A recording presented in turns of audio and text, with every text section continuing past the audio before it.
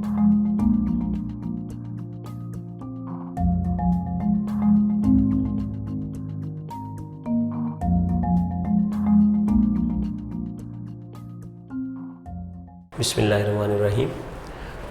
Students, आज हम second book जो है उसका पहला चैप्टर जो है periodic classification of elements and periodicity का जायज़ा लेंगे। ठीक है, तो ये आपकी सेकेंड ईयर की बुक का स्टार्ट हुआ जाता है। तो सबसे पहले हम हिस्टोरिकल बैकग्राउंड देखेंगे कि periodic classification, why there is need of classification. हम कहते हैं जब आपके पास बहुत ज़्यादा इन्फॉर्मेशन हो जाए तो आपको ज़रूरत होती है कि उस इंफॉर्मेशन को क्लासिफाई किया जाए ताकि कोई आम शख्स भी समझ सके। अरेंजमेंट इस तरह से हो कि हम किसी ऐसा पर्सन जो ना समझ सकता हो चीज़ों को, उसके लिए भी मतलब थोड़ा सा मालूमात मिल सकें इसमें से। ठीक है, तो हिस्टोरिकल बैकग्राउंड में अब हम देखते हैं जाबिर बिन हयान को देखेंगे, अल राज़ी को देखेंगे, डुब्रेनर्स ट्राइएड्स देखेंगे, न्यूलैंड ऑक्टेव्स देखेंगे, मेंडलीव्स पीरियोडिक टेबल देखेंगे और मुज़लिस पीरियोडिक टेबल देखेंगे। ठीक है, सबसे पहले जाबिर बिन हयान आता है। अच्छा, इसने अपनी ही एक classification the metal and non metal की। ठीक है, इसने अपना एक कंसेप्ट दिया। इसने कहा जी अगर तो किसी एलिमेंट के अंदर मरकरी ज़्यादा है तो वो मेटल होगा, और अगर किसी एलिमेंट के अंदर सल्फ़र की कंपोजिशन ज़्यादा है तो वो नॉन मेटल होगा। इसकी अपनी क्लासिफिकेशन थी एक। अच्छा, जो अल राज़ी था इसने फ़िज़िकल और केमिकल प्रॉपर्टीज़ की बेस पे एलिमेंट्स को डिवाइड किया। ठीक है, फिज़िकल एंड केमिकल प्रॉपर्टीज़ की बेस के। उसके बाद जो बाकायदा वर्क आता है डुब्रेनर का है ट्राइएड्स, ट्राई मीन 3। इसने तीन का ग्रुप ऑफ 3 एलिमेंट्स इसने बनाए। इसने कहा जी पहला और आखिरी एलिमेंट का अगर आप मैस ऐड कर दो तो वो सेंटर वाले का मैस बना। मतलब मैं कहता हूँ लिथियम, सोडियम, पोटेशियम। ठीक है, ये 3 एलिमेंट है। इसका मैस 7, इसका मैस 39। वो कहता है इसका और इसका मैस ऐड करें तो ये 46 होता है। तो कहता है दरमियान वाले का मैस बनता है। ट्राइएड्स में ये कहा गया कि mass of first and third element का अगर आप एवरेज लो तो वो मिडल वाले एलिमेंट का मैस आ जाता है। इसने बहुत सारे एलिमेंट को इस डिवाइड किया, लेकिन लेटर ऑन ये कंसेप्ट ज़्यादा ना चल सका। इसके बाद एक और आया था कंसेप्ट लोथर मेयर्स ग्राफ्स। अच्छा, इसने क्या किया था, मुख्तलिफ वॉल्यूम्स लिए थे और उनके ग्राफ बनाए, वॉल्यूम्स ऑफ एलिमेंट्स लिए। ये भी खैर कोई ज़्यादा ना चल सका, कोई कामयाब मॉडल नहीं था क्लासिफिकेशन के लिए। हाँ, जो इसके बाद न्यूलैंड जो कि इंग्लिश साइंटिस्ट था, इसने लॉ ऑफ ऑक्टेव पेश किया, लॉ ऑफ ऑक्टेव्स। ठीक है, इसने कहा कि अगर आप एलिमेंट को अरेंज करें इस तरह से कि एटॉमिक मास के लिहाज से, तो हर 8वां एलिमेंट जो है वो पहले एलिमेंट की प्रॉपर्टी की रेपिटेशन करेगा। इसने तकरीबन 62 element available at that time, 64 की बात है, 1864। तो इसने लॉ ऑफ ऑक्टेव में क्या कहा कि every 8th element repeat the property of the first element. ठीक है, तो इसके थ्रू इसने 68 एलिमेंट को अरेंज कर दिया। उसके बाद बहुत ही अहम वर्क आता है, that is from Mendeleev's periodic table. Mendeleev's Russian scientist था। मेंडलीव 1871 में इसने एलिमेंट्स को अरेंज किया। ठीक है, on the basis of atomic masses, on the basis of atomic masses के लिहाज से इसने एलिमेंट को अरेंज किया। या according to Mendeleev, atomic masses of the elements are periodic function of their properties. दूसरे हम अगर आपसे कोई कहता है मेंडलीव्स पीरियोडिक लॉ की स्टेटमेंट कौन सी है, तो इसने कहा था कि physical and chemical properties of the element या atomic masses are the basic criteria for the repetition of physical and chemical properties of the element. अच्छा, इसने बहुत ही ज़बरदस्त काम किया था कि फॉर द फर्स्ट टाइम इसने ग्रुप और पीरियड्स का कंसेप्ट जो दिया था he was the Mendeleev. Dmitri Mendeleev Russian scientist, इसने कहा जी वर्टिकल रोज या लाइंस या columns are called groups and horizontal lines are called periods. इसने पीरियड्स और ग्रुप का कॉन्सेप्ट दिया मेंडलीफ ने, ठीक है, फॉर द फर्स्ट टाइम। और इसकी बहुत सारे एडवांटेजेस भी थे एट दैट टाइम, वो मैं नेक्स्ट बताता हूँ आपको। इसके बाद मूजले या यूँ कह लें मेंडलीफ के एडवांटेज देखें। अच्छा, इसने जब ग्रुप वर्टिकल लाइंस और हॉरिजॉन्टल लाइंस या यूँ कह लें वर्टिकल कॉलम्स को इसने ग्रुप का नाम दिया और हॉरिजॉन्टल लाइन को इसने पीरियड का नाम दिया, ठीक है। और मज़े की बात बताऊँ, इसके पास 7 ही ग्रुप थे और 7 ही या यूँ कह लें 7 पीरियड तो तब तक नहीं थे, लेकिन ये कहा जाता है कि इसके ग्रुप इसके पीरियोडिक टेबल में 7 पीरियड थे। 8वां पीरियड इसको पता नहीं था, नोबल गैसेस का के बारे में ये नहीं जानता था। अच्छा, इसके एडवांटेजेस देख लें। मेंडलीफ के एडवांटेजेस ये हैं कि इसने बहुत सारी वेकेंट स्पेसेस छोड़ी कुछ एलिमेंट के लिए, यानी जब एलिमेंट को तरतीब दिया तो कुछ इसने वेकेंट स्पेसेस छोड़ी। मसलन जर्मेनियम उस वक्त तक डिस्कवर नहीं हुआ था, इसने वो खाली जगह छोड़ दी, ठीक है। और फिर इसने प्रेडिक्शन भी किया, प्रेडिक्शन ऑफ एटॉमिक मासेस, किन के, वो एलिमेंट जो कि उस वक्त तक दरियाफ्त ही नहीं हुए थे, उनके मैसेज के बारे में भी प्रेडिक्शन दी किसने, डिमिट्री मेंडलीफ ने। अच्छा, बहुत सारे एलिमेंट के एटॉमिक मैसेज को इसने करेक्टिफाई किया और उनकी अरेंजमेंट को दुरुस्त किया। ये पहले ऐसा था कि आर्गन पोटेशियम जो था वो आर्गन से पहले आ रहा था, ठीक है, पुराने पीरियोडिक टेबल में, लेकिन बाद में ये पता चला कि मैथ्स के लिहाज से इनकी तरतीब जब नहीं थी तो फिर ज़ाहिर है आर्गन नहीं पहले आना था। इसके अलावा निकल और कोबाल्ट, इनके भी मैसेज मालूम करके इनकी तरतीब को दुरुस्त किया। अच्छा, इसने कुछ नए एलिमेंट की डिस्कवरी भी की थी, थेलियम, प्रोमीथियम और रोडियम वगैरह ये एलिमेंट डिस्कवर किए, ठीक है। तो उसके बाद सबसे पहला एडवांटेज इसका क्या है, ग्रुप और पीरियड का कंसेप्ट। फिर वेकेंट स्पेसेस छोड़ दी इसने उन एलिमेंट के लिए जो अभी तक डिस्कवर नहीं हुए थे। फिर इसने प्रेडिक्शन की, जो अभी एलिमेंट दरियाफ्त नहीं हुआ उसकी प्रॉपर्टीज़ के बारे में प्रेडिक्शन दी, और बहुत सारे एलिमेंट के एटॉमिक मास करेक्ट किए, बहुत से एलिमेंट की करेक्शन की और डिस्कवरी ऑफ न्यू एलिमेंट भी किए इसने। इसके बाद हम बात करते हैं मूजलेस पीरियोडिक टेबल।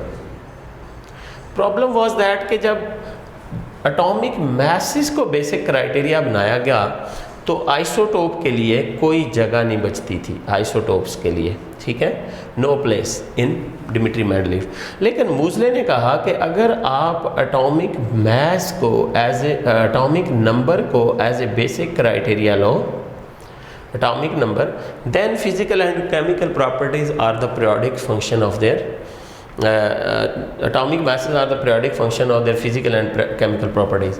तो इसने ये कहा कि अगर आप he was working on X-rays, याद रखिएगा, X-rays पे काम कर रहा था। इसने देखा जब एलिमेंट का एटॉमिक नंबर चेंज होता था तो X-rays की प्रॉपर्टीज़ में चेंज आता था, मैथ चेंज करने पर फ़र्क नहीं आ रहा था एक ही एलिमेंट के लिए।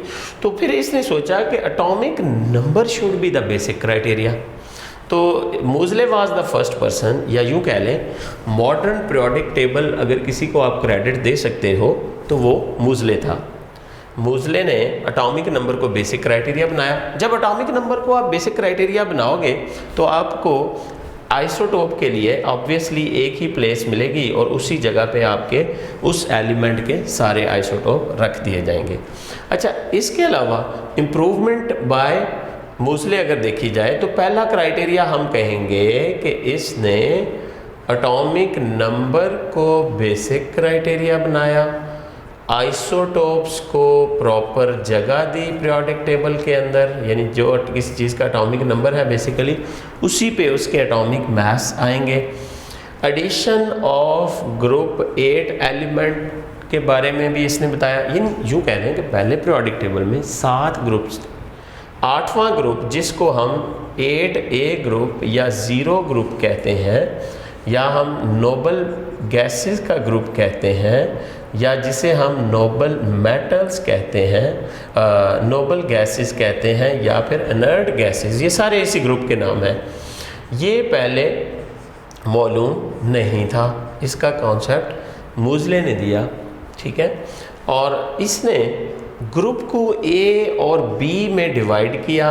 ए को इसने कहा जी ये रिप्रेजेंटेटिव एलिमेंट्स हैं, और बी को इसने कहा जी ये आम तौर पे ट्रांजिशन एलिमेंट्स हैं, ठीक है जी।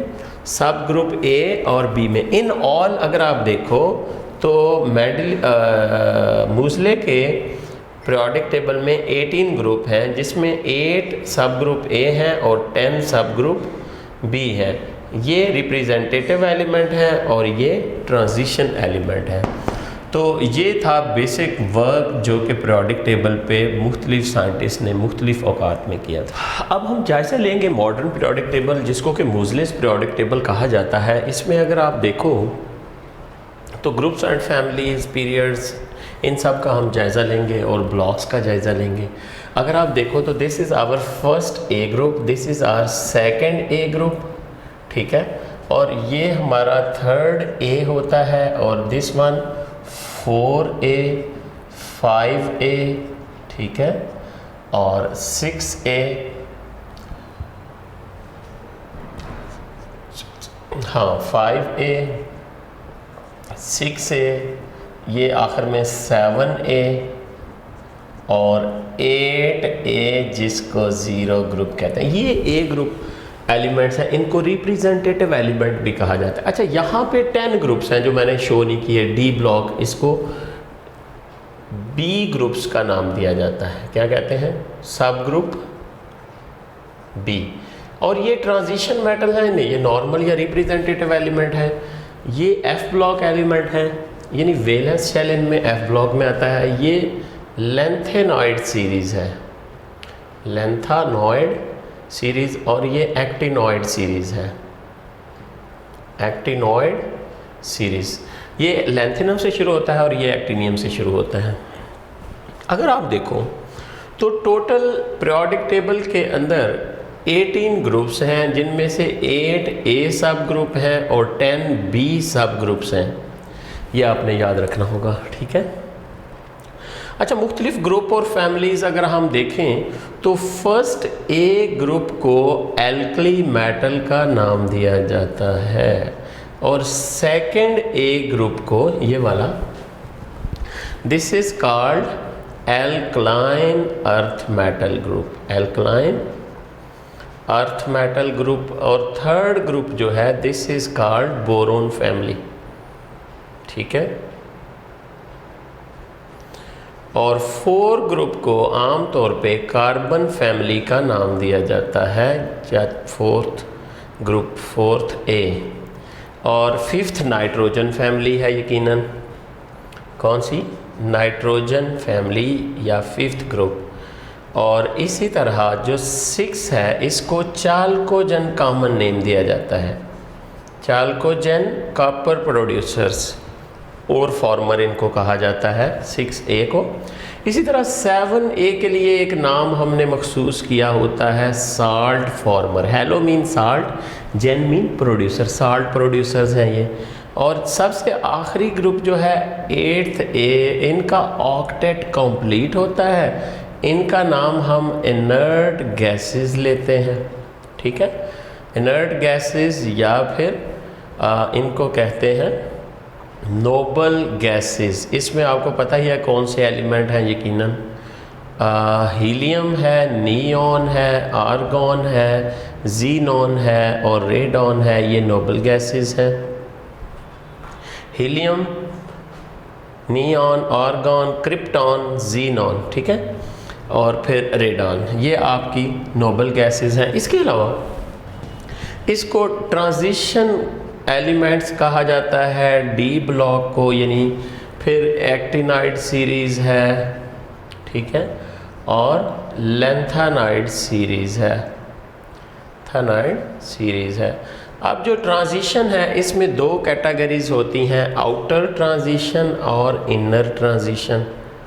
आउटर ट्रांजिशन डी ब्लॉक और इनर ट्रांजिशन जो है इनको हम एफ ब्लॉक्स एलिमेंट्स का नाम देते हैं।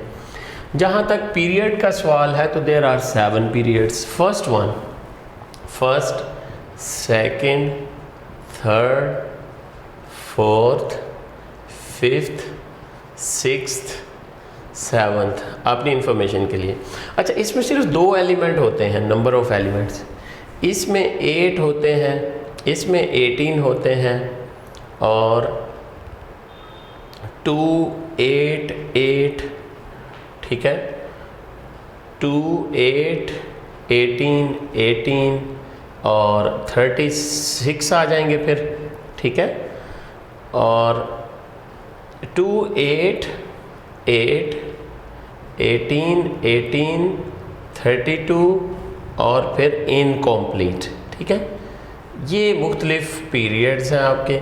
जब से सुनिएगा, ये दिस इज़ कॉल्ड शॉर्टेस्ट और this one is called longest. आपने याद रखना है, ये पूछा जा सकता है आपसे। शॉर्टेस्ट पीरियड, फर्स्ट पीरियड 2 ही एलिमेंट है, हाइड्रोजन और हीलियम, ठीक है। और जो लॉन्गेस्ट है वो 6th पीरियड है आपका, और जो इनकम्प्लीट है वो आपका 7th period is also called incomplete. और ये लॉन्ग है, ये लॉन्गर है, ये लॉन्गेस्ट है, इस तरह से आप कर लें। लॉन्ग, लॉन्गर, एम कैटेगरी कर दें जी आप। लॉन्गेस्ट ये है और इनकम्प्लीट ये है, ठीक है। इसमें मुख्तलिफ ग्रुप के एलिमेंट शामिल होते हैं, ये आपने याद रखना है। उसके बाद हम अगर देखें तो पीरियोडिक टेबल को हम 4 ब्लॉक में तकसीम करते हैं। एस ब्लॉक किस क्राइटेरिया पे? ये 2 जो हैं, इसमें अगर आप देखो, लिथियम है, सोडियम है, पोटेशियम है, रुबिडियम है, सीजियम, फ्रांसियम और ये beryllium, magnesium, calcium, strontium, barium और रेडियम। ये मैंने 2 ग्रुप कंप्लीट कर। अच्छा, इनमें वैलेंस शेल जो होता है, valence electron lies in s sub shell, यानी valence electron s sub shell के अंदर हो तो हम इनको एस ब्लॉक एलिमेंट कहते हैं। फर्स्ट ए और second A group are called, इनके जो एलिमेंट्स हैं they are called S block element. इसी तरह क्राइटेरिया पी ब्लॉक एलिमेंट क्या है जी? पी ब्लॉक क्या है? आप कहो जी वैलेंस इलेक्ट्रॉन, अगर if valence electron lies in P sub shell then it is called, क्या कहलाता है जी? इधर इधर इधर इधर जो इलेक्ट्रॉन आ रहे हैं, जो एलिमेंट आ रहे हैं, they are called valence electron lies in P sub shell. तो आप देखो 3A से लेकर 8A तक ये 6 ग्रुप्स हैं, they are called P block. इसके बाद है डी ब्लॉक। क्यों भाई? डी ब्लॉक में हम कहते हैं कि ये फर्स्ट बी यहाँ पे है, इसका याद रखिएगा, सेकंड बी यहाँ पे है और थर्ड 4 5 6 7 8 के बाद फिर 9 10 तीनों एक ही ग्रुप में इसको इकट्ठा किया जाता है। टोटल 10 ग्रुप हैं डी ब्लॉक। आप कहो valence electron lies in D sub shell. भी डी सब शेल में कितने इलेक्ट्रॉन आ सकते हैं? 10 इलेक्ट्रॉन अकोमोडेट हो सकते हैं, इसलिए यहाँ पे 10 ही ग्रुप्स हैं। इसी तरह F block element, valence electron lies in F sub shell, so they are called F block elements, ठीक है। याद रखिएगा ये जो D ब्लॉक एलिमेंट हैं इनको आउटर ट्रांजिशन एलिमेंट्स और F को इनर ट्रांजिशन एलिमेंट का नाम दिया जाता है, ये आपने याद रखना होगा। okay. अब हम एक मेजर कैटेगरी देखेंगे पीरियोडिक टेबल के अंदर, what are metals, non metals and metalloids. ये कैटेगरी है जी हमारी। हाँ, आम तौर पे हम कहते हैं अपर राइट कॉर्नर, ठीक है, एलिमेंट्स आर नॉन मेटल्स, ठीक है। Left side of the periodic table and middle of the periodic table are metals and down side are rare earth metals, या रेयर अर्थ्स भी इनको कहते हैं, ठीक है, रेयर अर्थ्स या रेयर अर्थ मेटल्स, ठीक हो गया। अब फर्स्ट ऑफ ऑल हमें बेसिक क्राइटेरिया पता होना चाहिए। देखो, electropositive elements are called metals या elements that tend to lose electron, elements that tend to loose electrons. इसी तरह आप इलेक्ट्रोनेगेटिव नॉन मेटल्स को कर लो, इलेक्ट्रोनेगेटिव एलिमेंट्स, इलेक्ट्रोनेगेटिव, इनका स्मॉल साइज होता है, वैलेंस शेल में इलेक्ट्रॉन ज़्यादा, चार्ज कॉम्पैक्ट होता है। Electronegative elements are called non metals, ये आपने याद रखना है। अच्छा, मेटल्स क्या है? Element that tend to lose electron, element that tend to gain electron, that tend to gain electron, ठीक है। आमतौर पे 1 से लेकर के 3 तक वैलेंस इलेक्ट्रॉन होते हैं मेटल्स के अंदर, याद रखिएगा। अगर 4 इलेक्ट्रॉन हो जाए तो वो मेटल नहीं रहती, वो मेटलॉइड या non metal. More than 4 electron, 4 or more than 4 electron अगर हैं तो this is called a non metal. बाकी आपको पता ही है कि मेटल के जो ऑक्साइड होते हैं वो क्या होते हैं जी? बेसिक, बड़ी अहम मालूमात है। और जो आमतौर पे नॉन मेटल के ऑक्साइड होते हैं वो एसिडिक होते हैं। इसमें आप देखें, सोडियम ऑक्साइड से NaOH बनाएं, पोटेशियम ऑक्साइड से KOH बनाएं, कैल्शियम ऑक्साइड से कैल्शियम हाइड्रोक्साइड बनाएं, मैग्नीशियम ऑक्साइड से मैग्नीशियम हाइड्रोक्साइड बनाएं। तो ये सारे के सारे बड़े अच्छे बेसिस हैं। लाइकवाइज आपके पास है कार्बन डाइऑक्साइड, नॉन मेटल का ऑक्साइड है, इससे आप कार्बोनिक एसिड बना लो। आपके पास NO2 है, इससे HNO3 बना लो। आपके पास क्लोरीन का ऑक्साइड है, आप इससे HClO4 बना सकते हो। इसी तरह सल्फ़र का ऑक्साइड है, that is a non metal. यानी इसमें आप देखो कार्बन, नाइट्रोजन, क्लोरीन, सल्फ़र, तो ये H2SO4, ये सारे के सारे इनकी एसिडिक है, ठीक है। और बाकी आपको पता ही है मेटल्स के आम तौर पे मेटल्स जो हैं ये सॉलिड्स होते हैं, जबकि नॉन मेटल्स जो हैं ये सॉलिड भी हो सकते हैं। ज़्यादातर ये गैसेस हैं जो बहुत प्योर नॉन मेटल्स हैं। इसके अलावा ये लिक्विड फॉर्म में भी पाए जा सकते हैं, ठीक है जी। तो नॉन मेटल्स अगर आप देखो, इनकी सरफेस जो है मेटल्स की शाइनी होती हैं, ये शाइनी सरफेस नहीं होती। अब मेटल्स को आप डक्टाइल यानी मैलिएबल होती हैं, ये आप इनको कूट सकते हैं, इनकी चादरें बना सकते हैं मेटल्स को। जबकि ये नॉन मेटल्स जो हैं ये आमतौर पे सॉलिड में ये ब्रिटल होते हैं। मेटल्स बहुत अच्छे कंडक्टर होते हैं, जबकि नॉन मेटल बैड कंडक्टर होते हैं, ठीक है। मेटल के जो बॉन्ड बनते हैं, क्योंकि इलेक्ट्रॉन लूज कर देते हैं, ये आयनिक होते हैं। नॉन मेटल के बॉन्ड आमतौर पे शेयरिंग से बनते हैं और इनमें कोवेलेंट बॉन्ड बनने के चांसेस होते हैं। और इनके अंदर मेल्टिंग पॉइंट और बॉइलिंग पॉइंट काफ़ी हाई होते हैं, जबकि नॉन मेटल में कंपैरेटिवली लो मेल्टिंग पॉइंट और बॉइलिंग पॉइंट होते हैं। ये आपने याद रखना है जी, ठीक है। Low melting and boiling points. तो ये एक कंपैरिजन था। मैंने कहा अपर राइट कॉर्नर जो है यहाँ से ऊपर नॉन मेटल्स हैं और बाकी जो है lower side of the periodic table, upper right corner non metals और अपर लेफ्ट और middle of the periodic table ये आपकी मेटल्स हैं। Metalloids are those elements which show both the characteristics of metals and non-metals। इनके अंदर 3 or more than 3 to 4 electron हो सकते हैं इन द वैलेंस शेल, ठीक है। और ये जो है bad conductor at low temperature, ठीक है, क्योंकि इलेक्ट्रॉन ज़्यादा है, इनका स्ट्रक्चर कम्पैक्ट होता है इलेक्ट्रॉन, लेकिन गुड कंडक्टर हो जाते हैं। बट कंडक्टर कर लें, गुड तो नहीं हम इनको कह सकते, कंडक्टर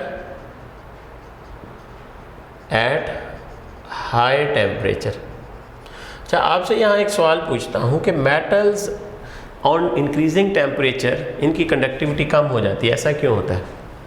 मेटल के अंदर पॉजिटिवली चार्ज केटाइन जो होते हैं या एटम अपनी जगह पे फिक्स होते हैं लो टेम्परेचर पे। अगर आप टेम्परेचर हाई करो तो atoms or cations begin to oscillate, अपनी जगह पे वो मूव करते हैं, जिसकी वजह से फ्लो ऑफ इलेक्ट्रॉन मुश्किल हो जाता है। इस वजह से मेटल्स ऑन इंक्रीजिंग टेम्परेचर इनकी कंडक्टिविटी कम होती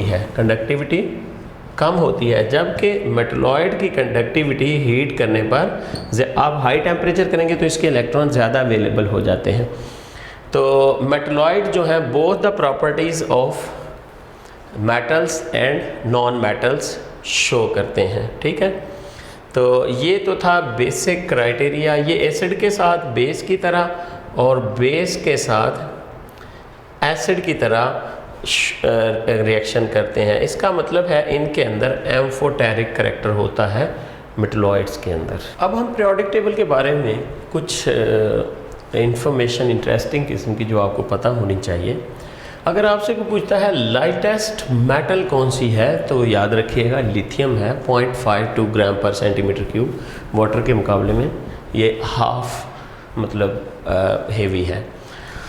हाँ, हेवीएस्ट मेटल अगर आपसे कोई पूछे तो वो याद रखिएगा ऑस्मियम है, दैट इज़ 22.49 ग्राम पर सेंटीमीटर क्यूब हेवियर, यानी वाटर से ये 22 टाइम हेवियर ऑस्मियम है, याद रखना है। मोस्ट इनर्ट मेटल अगर कोई आपसे पूछता है तो याद रखना है इरिडियम है। कौन सी है? इरिडियम मेटल लीस्ट रिएक्टिव है, कोई oxidizing agent, reducing agent, acid, base, no lift. Most reactive metal अगर आपसे कोई पूछे तो वो सीजियम या फ्रांसियम, फ्रांसियम थोड़ा चला जाता है ये रेडियो एक्टिव में, तो ये आपकी मोस्ट रिएक्टिव है, ये रेडियो एक्टिव भी है। वैसे यहाँ पे अगर सीजियम भी हो तो ये दुरुस्त है, अगर दोनों आ जाए ऑप्शन में तो फिर आपका ऑप्शन फ्रांसियम होना चाहिए। मोस्ट ब्रिटल यानी बहुत जल्दी टूटने वाली मेटल्स, आमतौर पे मेटल में मैलिएबिलिटी होती है, लेकिन कुछ मेटल्स जो हैं वो ब्रिटल होती हैं, फ्रेजाइल होती हैं। तो इनमें मैंगनीज और क्रोमियम दोनों बड़ी ब्रिटल हैं, जल्दी टूट जाती हैं। लाइक आयनिक कंपाउंड्स, ये मेटल टूट रही हैं, हालांकि इनको टूटना नहीं चाहिए होता मेटल में, लेकिन करेक्ट ज़ाहिर है ये भी अनएमलस बिहेवियर है। लोएस्ट मेल्टिंग पॉइंट की बात कर रहे हैं, यानी मरकरी जो कि ऑलरेडी लिक्विड फॉर्म में हमारे पास पाया जा रहा है, इसका मेल्टिंग पॉइंट -39 सेंटीग्रेड है, यानी -40 पे ये क्या था, ये सॉलिड था, -39 पे ये लिक्विड में चेंज हो गया।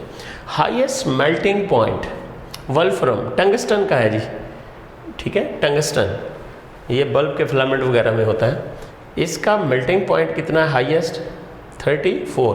और अगर आपके पीरियोडिक टेबल में हाईएस्ट मेल्टिंग पॉइंट वाला कोई एलिमेंट है तो वो आपको पता होना चाहिए, वो कौन सा है, डायमंड। डायमंड का मुख्तलिफ लिटरेचर में मुख्तलिफ है, कहीं 3600 है मेल्टिंग पॉइंट और कहीं इसको 4000 सेंटीग्रेड भी लिखा गया है कुछ बुक्स में डायमंड का melting point. Most expensive metal white gold, this is white gold किसको कहते हैं? प्लैटिनम को। Platinum metal is the most expensive metal, rarest, सबसे कम, बहुत rare. Rhodium is the rarest metal, याद रखना है। Most abundant in earth crust जो आपकी है ये 7 से लेकर के 8% है। मेटल की बात कर रहा हूँ, किसी और एलिमेंट की नहीं बात कर रहा हूँ। मेटल जो है आपके अर्थ क्रस्ट में 7 to 8% पाया जाता है, ठीक है ना। ये सारी मालूमात आपको पता होना चाहिए, जनरल भी हैं और ये आ भी सकती हैं आपको। कॉइनेज मेटल्स जिनसे सिक्के बनाए जाते हैं, कॉइन्स बनाए जाते हैं, copper, silver, gold, 29, 47, 79, atomic number भी याद रखने हैं आपने। कॉपर 29, सिल्वर 47 और ऑरम 79। सीरियम टू लिटिशियम सीरीज को हम क्या कहते हैं? लेंथेनम के बाद ये आ रहा है सीरियम, तो इनको हम कहते हैं लेंथानाइड्स या नोइड्स, जो भी आप पढ़ेंगे ये लिखेंगे, दोनों चल जाते हैं। थोरियम से लेकर लोरेंसियम तक ये 14 एलिमेंट जो हैं ये एक्टिनियम 89 के बाद आ रहा है, एक्टिनाइड्स, ठीक है। इनको एक्टिनाइड सीरीज़ का नाम दिया जाता है। अच्छा, यूरेनियम 92 के बाद जितने भी एलिमेंट हैं उनको हम ट्रांस यूरेनिक एलिमेंट्स का नाम देते हैं। क्या कहते हैं? Transuranic element. Beryllium, zinc, aluminium और लेड, इनमें कुछ खास है। ये सारे के सारे एम्फोटेरिक हैं, एम्फोटेरिक ऑक्साइड होते हैं इनके, यानी आप एसिड के साथ रिएक्ट करोगे तो they will behave like a base, और बेस के साथ रिएक्ट करोगे तो they will act like an acid. अच्छा, फ्लोरीन जो है पावरफुल ऑक्सीडाइजिंग एजेंट है। कैसे? फ्लोरीन की इलेक्ट्रॉन एक्टिविटी सबसे ज़्यादा है पीरियोडिक टेबल में, ये भी आपने याद रखना है। हाईएस्ट इलेक्ट्रॉन एक्टिविटी किसकी है? फ्लोरीन की 4.0, और सबसे कम जो है फ्रांसियम और सीजियम वगैरह की है 0.7 के करीब। Highly electronegative, highly electropositive element. अच्छा, पावरफुल ऑक्सीडाइजिंग एजेंट है भाई, ये इलेक्ट्रॉन एक्सेप्ट करता है, खुद क्या हो जाता है? रिड्यूस, और दूसरे को क्या करता है? ऑक्सीडाइज। इसी तरह स्ट्रॉन्ग रिड्यूसिंग एजेंट जो है सीजियम है, जल्दी इलेक्ट्रॉन देकर दूसरे को रिड्यूस करता है और ख़ुद क्या हो जाता है? इटसेल्फ ऑक्सीडाइज होगा सीजियम। सबसे ज़्यादा ऑक्सीडेशन स्टेट किस मेटल की है जी? मैंगनीज +7, ठीक है, ऑक्सीडेशन नंबर +7। OF2, इसके अंदर अगर आप ऑक्सीडेशन स्टेट देखें, फ्लोरीन -1 × 2, ये ज़्यादा इलेक्ट्रोनेगेटिव है और ये ऑक्सीजन +2 में है। याद रखें OF2 में oxidation state for oxygen is +2। क्या है?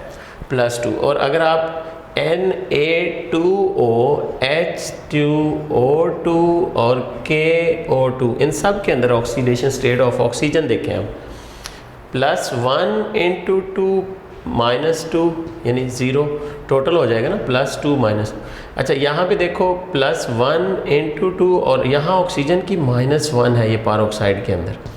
ऑक्सीजन -2 नॉर्मल ऑक्साइड में, और पारोक्साइड के अंदर ऑक्सीजन -1 आ रही है, कीप इन माइंड। और ऑक्सीजन -½ होती है in case of super oxide. ये बातें याद रखनी है आपने। सुपर ऑक्साइड में ऑक्सीजन -½ में है, पारोक्साइड में ऑक्सीजन -1 में है, और नॉर्मल ऑक्साइड में ऑक्सीजन -2 में है, और OF2 that is exceptional case, यहाँ पे ऑक्सीजन +2 में है। इट्स ओके जी, ये कुछ अहम थे पीरियोडिक टेबल के बारे में।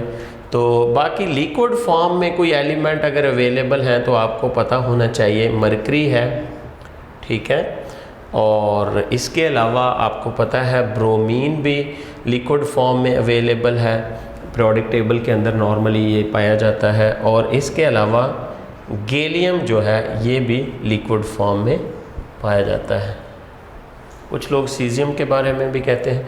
ये 4 एलिमेंट जो हैं ये लिक्विड फॉर्म में हमारे पास पाए जा रहे होते हैं आमतौर पे। अब हम जायज़ा लेते हैं periodic trends in physical properties. हम यहाँ पे डिस्कस करेंगे जी एटॉमिक साइज़ क्या है, आयनिक साइज़ क्या है, what is cationic size, anionic size, ठीक है। फिर हम देखेंगे आयनाइजेशन एनर्जी, इलेक्ट्रॉन एफिनिटी, ये फिजिकल पैरामीटर्स हैं। फिर हम इलेक्ट्रॉन एफिनिटी देखेंगे, मेल्टिंग पॉइंट्स देखेंगे, बॉइलिंग पॉइंट्स देखेंगे, मेटालिक नॉन मेटालिक करैक्टर देखेंगे और ऑक्सीडेशन नंबर देखेंगे, इलेक्ट्रिकल कंडक्टेंस देखेंगे। हमने इन सारी फिज़िकल प्रॉपर्टीज़ का जायज़ा लेना है प्रोडक्ट टेबल के अंदर कि किस तरह से ये चेंज होते हैं। अब हम पहले बात करते हैं एटॉमिक साइज़ की। फ़र्स्ट ऑफ ऑल तो एटम की कोई क्लियर बाउंड्री नहीं है, ठीक है। तो आप कहो कि आप इतने माइन्यूट पार्टिकल का साइज़ ले लो तो इट्स अ टफ जॉब कि एटॉमिक्स बाउंड्री जो क्लियर नहीं है। वैलेंस इलेक्ट्रॉन्स जो हैं, वैलेंस शेल इलेक्ट्रॉन कभी कहीं हो सकते हैं कभी कहीं, और इसका सर्कुलर एटम जो है वो सर्कुलर नहीं होता। और जो नेबरिंग एटम्स होते हैं, ठीक है, नेबरिंग एटम जो हैं वो एटम के साइज़ को इफ़ेक्ट कर रहे होते हैं। तो इसलिए एटॉमिक साइज़ को मेजर करना आसान नहीं है। फिर भी हम स्पेक्ट्रोस्कोपिक स्टडी से एटॉमिक साइज़ मेजर करते हैं, ठीक है। एक्सरे से भी आप एटॉमिक साइज़ कर सकते हैं। एक्सरे क्रिस्टलोग्राफी जो है उसमें आप आयंस की पोजीशन और उनके दरमियान डिस्टेंसेस वगैरह फाइंड करते हो। दूसरे लफ्ज़ों में half of the distance between two atoms bonded covalently with a single bond. मतलब ये दो हाइड्रोजन एटम्स हैं, इनका आपसी डिस्टेंस जो है 75.5 है अगर, तो मैं 37.5 समथिंग पिकोमीटर में एक हाइड्रोजन का साइज़ निकाल सकता हूँ। Half of the distance between two atoms bonded covalently, this is called its atomic size. इसके बाद हम देखते हैं आयनिक रेडियस क्या चीज़ है जी। आयनिक में दो कैटेगरीज हैं, केटाइन भी हो सकता है, एटम इलेक्ट्रॉन लूज़ करे तो केटाइन मिलता है। मसलन जब सोडियम को आप हीट करो, सोडियम पॉजिटिव बनेगा, एक पूरा शेल इसका उतर जाता है। इसका साइज़ होता है 157 पिकोमीटर, लेकिन सोडियम केटाइन का साइज़ छोटा होकर के 95 पिकोमीटर रह जाता है। भाई 3 शेल थे, एक शेल ख़त्म हो गया तो कॉम्प्रिहेंसिवली एटॉमिक साइज़ छोटा हुआ। तो इसका मतलब ये हुआ केटाइनिक size is smaller than parent atom, ठीक है। इसी तरह जो एनायनिक साइज होता है is greater than parent atom. कैसे? ये पेरेंट एटम से ग्रेटर होता है। आपके पास जी फ्लोरीन है, फ्लोरीन को आप एक इलेक्ट्रॉन दे दो, ठीक है, 1 electron you are giving, its electron affinity आ रही है जी।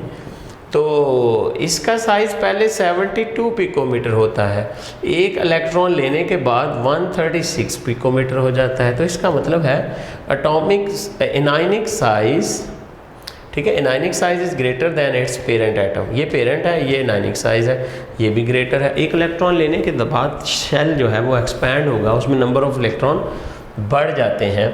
तो ये तो था आयनिक रेडियस। उसके बाद ionization energy, amount of energy required to remove electron from valence shell of a gaseous atom, ठीक है। आइसोलेटेड गैसियस एटम अगर हो तो ज़्यादा अच्छा है, गैसियस एटम, ठीक हो गया जी। आपके पास सोडियम है, आपको हीट इसको करते हैं तो सोडियम एक इलेक्ट्रॉन लूज़ कर देता है, तो 496 किलो जूल पर मोल एनर्जी आ रही है। आपके पास मैग्नीशियम है, आप मैग्नीशियम का एक इलेक्ट्रॉन लूज़ करते हो, 738 किलो जूल पर मोल। आप मैग्नीशियम का दूसरा इलेक्ट्रॉन निकालना चाहते हैं तो ज़्यादा एनर्जी चाहिए होगी, एक और इलेक्ट्रॉन इसका लूज़ हो गया, 1451 किलो जूल पर मोल एनर्जी चाहिए होगी। इसका मतलब ये हुआ कि पहला इलेक्ट्रॉन निकालना आसान था, दूसरा इलेक्ट्रॉन निकालना मुश्किल है। फर्स्ट से सेकंड आयनाइजेशन एनर्जी ज़्यादा होती है। फैक्टर अगर आप देखें तो इसमें फैक्टर कौन से इन्वॉल्व हैं आयनाइजेशन एनर्जी के? ट्रेंड्स सबसे पहले देखते हैं।